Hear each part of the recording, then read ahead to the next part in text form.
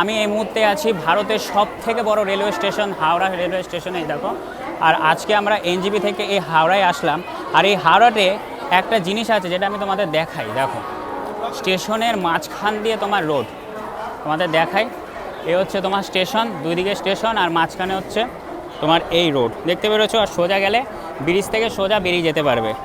এদিকটাও দেখায়, এদিক দিয়ে তোমার ঢোকে, ওই যে গাড়িগুলো ঢুকছে। একমাত্র আমার মনে হয় ভারতবর্ষে এই প্রথম কোনো স্টেশন যেখান থেকে মাঝখান দিয়ে রোড আছে, তোমাদের দেখাই। দেখো, আর হাওড়া স্টেশন বুঝতেই পারছো, জমজমাট, চারিদিকে শুধু লোক আর লোক।